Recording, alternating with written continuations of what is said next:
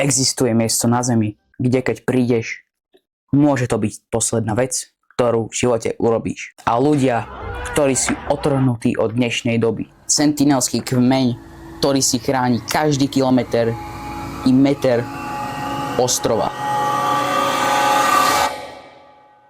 V dnešnej dobe je niekoľko miliónov i biliónov ľudí, ktorí sú závislí na sociálnych sieťach. Ibaže stále sú na svete ľudia, ktorí ani nevedia, čo je to elektrika. A o tých najviac izolovaných alebo oddelených si v tomto videu povieme.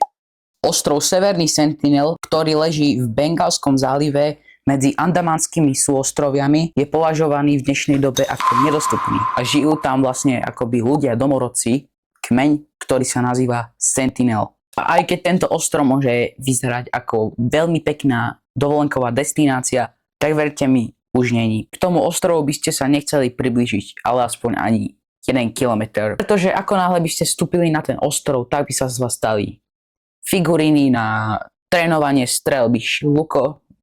Pretože by sa z vás stali figuríny na trénovanie strelby lukov, alebo by ste skončili zakopaní pod zemou. A vlastne, prečo to tí ľudia vôbec robia?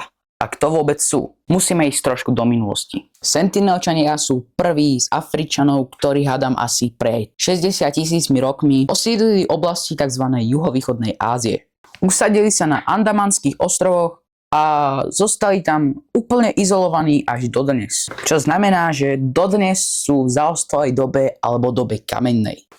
Vytvorili si vlastný jazyk, kultúry a ak sa pýtate, čo tam vlastne tých 60 000 rokov robili, tak viem, že to asi bude divne, ale proste nič. Proste len prežívali. A úprimne, keď si zoberieme, koľko tých chorôb a vojen na svete bolo, alebo ešte stále bohužiaľ je, tak vlastne sa aj divím, že doteraz nevymreli, alebo že stále rod alebo kmeň Sentinelčanov existuje. A žijú tak, ako ľudia pred tisíckami rokmi. Žiadne technológie, žiadny internet, proste nič. To my sme pre nich tí zvláštni. A teraz to najdesivejšie. Každý cudzinec je pre nich hrozba. Útočia na každého, kto sa pokusí čo je len meter priblížiť k ostrovu. Ich najčastejšie obranné prostriedky sú lúky, šípy a jednoduché zbrane. A sú v tom veľmi efektívni. V minulosti sa stalo niekoľko závažných prípadov, keď ľudia ignorovali pravidlá. A verte mi, nedopadlo to dobre. Vláda si všímala, že tam chodia často nejakí ľudia, ako napríklad rybári, ktorí si len prišli pre svoj úlovok a odišli. Vláda zakázala priblíženie sa k ostrovu 5 kilometrov,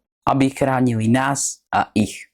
Sú asi jediní, ktorým nikto nerozumie. Majú proste jazyk, ktorým nikto na svete nerozumie, iba oni. Strašne mi to pripomína život v Minecrafte. Keď akože postavíte si nejaký baráčik z dreva, hej, kopete tam a potom akoby chránite seba pred nejakými mobmi alebo príšerami. My sme tie príšery a oni sú proste postavička styl, no, tak sa to dá nazvať. Držia si to ako oko v hlave. Akože úprimne, aby som tam nikdy nešiel, pretože môže sa mi stať toto. Dokonca si veľa katastrof zažili. Napríklad v roku 2004 sa tam vyskytlo tsunami. A samozrejme naši indickí kamaráti ich chceli skontrolovať, či sú v poriadku, tak tam poslali vrtuľník. Lenže bola to tak trošičku chyba, pretože Sentinelčania vypadali, ako by sa tam vlastne nič nevyskytlo, žiadne tsunami, nič. A jeden Sentinelčan sa dokonca trafil do vrtuľníku. Našťastie vrtuľníku sa nič nestalo a vrátili sa domov v bezpečí a nikomu sa nič nestalo. No len takéto šťastie bohužiaľ nemala jedna rybárska loď. Normálne si tam lovili ryby, nemali ani poňatia, že sa im niečo zle môže stať. A vlastne potom celé dní, čo tam chytali tie ryby, si chceli oddychnúť, no ja by som sa im nedivil. Lenže to mohlo byť to ich najhoršie rozhodnutie, čo môžu spraviť. Počas ich oddychu ich vlny oceánu zaviedli na ostrov a už boli tak blízko, že ich tam vyplavilo a skončili ako otrava pre Sentinelčanov, zakopaní pod plytkým pieskom. Takže ja dúfam, že sa vám videjko páčilo a ak sa vám páčilo, tak tu prosím vás nezabudnite zanechať like, odber a pokiaľ kúkate na telefóne, tak môžete zanechať aj hype. A ja sa s vami lúčim a majte pekný deň. Čaute.